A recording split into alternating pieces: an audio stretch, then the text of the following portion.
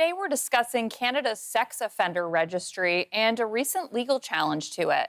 In 2011, the Harper government changed the criminal code so that the names of sex offenders were automatically added to the Sex Offender Registry if they committed two or more offenses and were convicted. This automatic listing is now being challenged at the Supreme Court.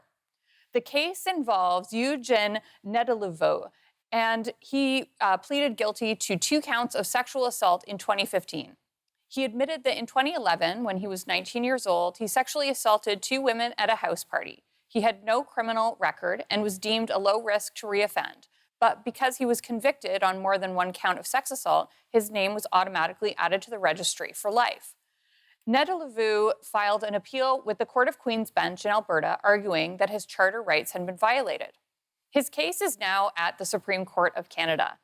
Here today to discuss this case are two legal experts. Christopher Badaluk is a criminal lawyer who represented Mr. Nedelevu at the Supreme Court, and Matt Gourlay is a criminal defense lawyer with Hennon Hutchinson in Toronto. Thank you both so much for joining me today. Now let's start with the basics so that our viewers have an understanding of how the Sex Offender Registry works.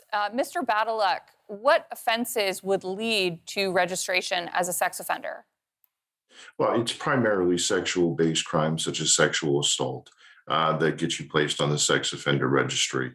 That part is relatively self-explanatory, I expect.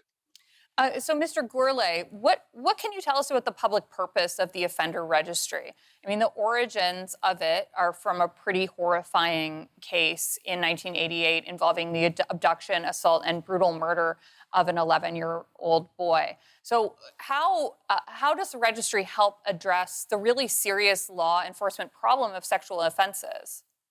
Well, you're right, Christine. The idea for a sex offender registry came from the case that you mentioned in Ontario, which led the province of Ontario to initially adopt the first sex offender registry in Canada. That was later copied by the federal government to create a national registry in the early 2000s. And I think we'd all agree that the purpose of it is laudable and important. The idea is that if the police have tabs on people who are sex offenders who pose some risk to reoffend, they will have a shortcut to investigating sex offenses as they occur. So they have a repository of current information about known sex offenders that they can access when the need arises. Now, a question has been raised in the case we're talking about today on how effective the sex offender registry actually has been in solving sex crimes, and that's a topic of some debate. But certainly, at the level of purpose, nobody could disagree that it's important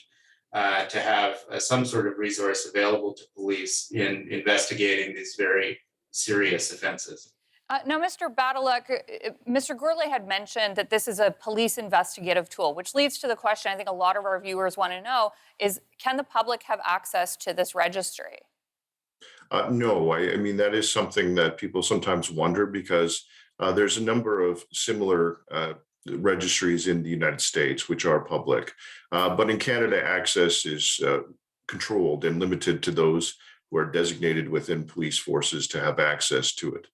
So, Mr. Gourlay, it's not a publicly accessible. Why not? What's the rationale to make it only available to police and not to the general public? Well, I mean, I think we, as Chris mentions, we've strongly differentiated it from our American counterparts, where these registries are public repositories of identifying information and photographs that can be used to sort of name and shame offenders in perpetuity. We in Canada don't believe that offenders, regardless of their crimes, should be out there identified by the state for potential retribution and vigilantism. So it's for the purpose of protecting the privacy of people who, although they've offended, still have charter rights to privacy and dignity. We restrict access to police forces, members of police forces who are entitled to access it. That doesn't erase all of the stigma that goes along with registration as a sex offender, but it certainly addresses some of the more extreme versions of, or the more extreme forms of disadvantage that come with an American-style public registry.